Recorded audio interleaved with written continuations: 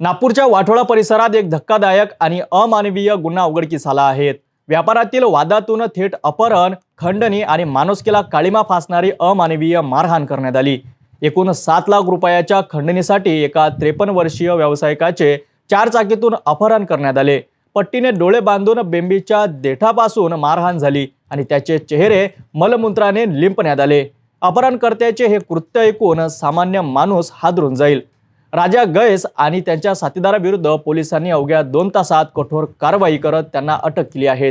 मात्र काही आरोपी अद्याप फरार असून नागरिकांना आवाहन करण्यात आलं आहे की जर कुणी या टोळीच्या जाळ्यात सापडलं असेल किंवा धमक्या, खंडणी व मारहाणीचा सामना केला असेल तर न घाबरता पोलिसांशी संपर्क साधावा। हा सगळा प्रकार कसा घडला, गुन्हेगारीची पार्श्वभूमी काय आणि पोलिसांची धडक कारवाई नेमकी कशी झाली याबद्दल सविस्तर माहिती जाणून घेऊया। Recently police station Wathoda and zone 4 office में एक कंप्लेनेंट आया था। उसका कहना था कि राजा गौस जो 10 साल पहले नागपुर शहर में दहशत निर्माण करनारे आरोपी में से, मेन आरोपी में से, गैंगस्टर्स में से एक आरोपी है। उस राजा गौस ने अभी रिसेंटली जेल रिलीज होने के बाद इस कंप्लेनेंट के साथ इलीगल धान का धंधे में पार्टनरशिप किया है और उसको कुछ पैसे दिया ये धंधा चलाने के लिए, और वो पैसे वापस मांगने के चक्कर में उसने उस कंप्लेनेंट का किडनैपिंग किया, खूनाचा प्रयत्न करने के लिए और खंडनी करने के उद्देश्य से उसने किडनैपिंग किया था। उसको डोळ्यातून पट्टी बांध के, मतलब आंखों में पट्टी बांध के उसको एक अननोन लोकेशन पे लेके गया था। उसको बहुत मारपीट किया अपने साथीदारों के साथ मिलके, और उसने उसको उसके साथ बहुत ऑब्सीन तरीके का कृत्य भी किया है। और उसने वहां से उसको अपने घर पे वापस छोड़ा एक अननोन व्हीकल में, एंड वो वापस छोड़ने के बाद उसको धमकी दिया कि 30 मई तक टाइम देता हूँ, अगर तुमने मेरा पैसा वापस नहीं लौटाया तो तुम्हारा पूरा कुटुंब को और तुमको हम खत्म कर देंगे, ऐसे उसने धमकी दिया था। तो वो कंप्लेनेंट डर के मारे 1-2 दिन अपने आप को छुपा के रखा था कि कहीं राजा गौस के सामने आएगा तो वो उसको खत्म कर डालेगा, और उसके पास देने के लिए पैसा था भी नहीं। तो फाइनली उसने सोचा कि अभी हिम्मत करके पुलिस के पास ही जाएंगे तो वही एक रास्ता है कि अपने आप को बचाने के लिए और अपना परिवार को बचाने के लिए।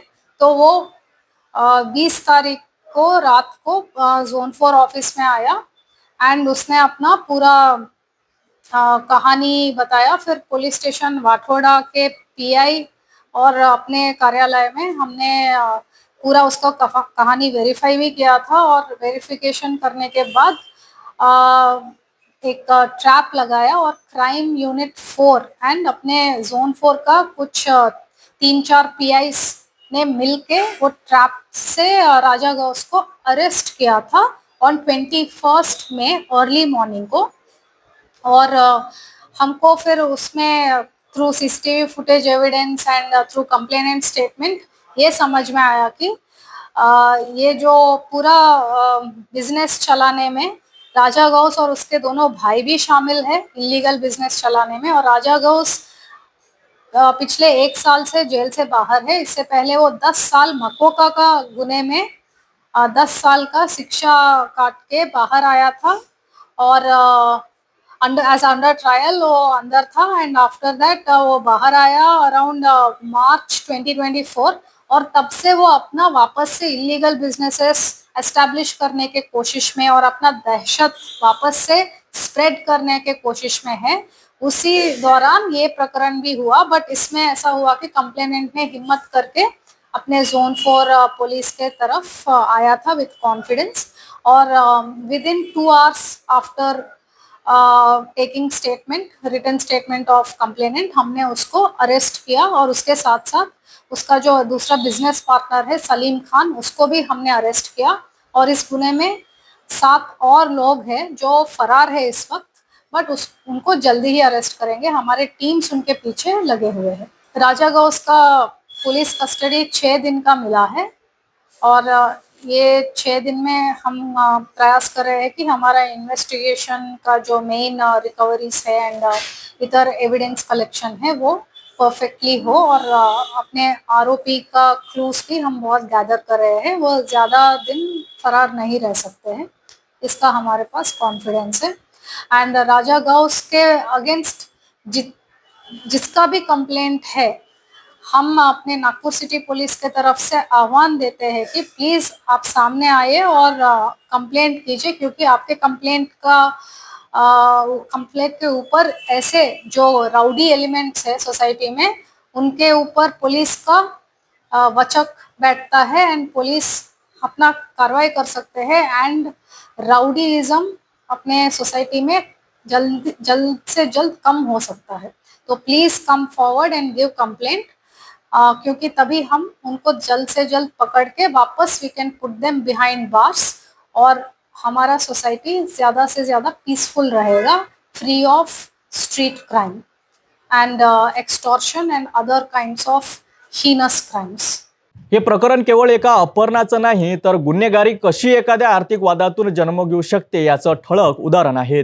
गुन्हेगारीची मानसिकता आणि त्याचं कृत्य समाजासाठी अत्यंत धोकादायक आहे। पोलिसांनी यामध्ये तात्काळ कारवाई करत प्रमुख आरोपींना अटक केली असली तरी फरार आरोपी अजूनही बाहेरच आहेत। नागरिकांना आवाहन करण्यात आले आहे की धमक्यांना घाबरू नका, आवाज उठवा। जर आपल्यालाही अशा प्रकारची कोणतीही धमकी, खंडणी व अन्य गुन्हेगारीचा अनुभव आले असेल तर तात्काळ पोलिसांशी संपर्क साधा। समाजात शांतता राखण्यासाठी आणि गुन्हेगारीला आळा घालण्यासाठी नागरिकांचा सहभाग अत्यंत महत्त्वाचा आहे।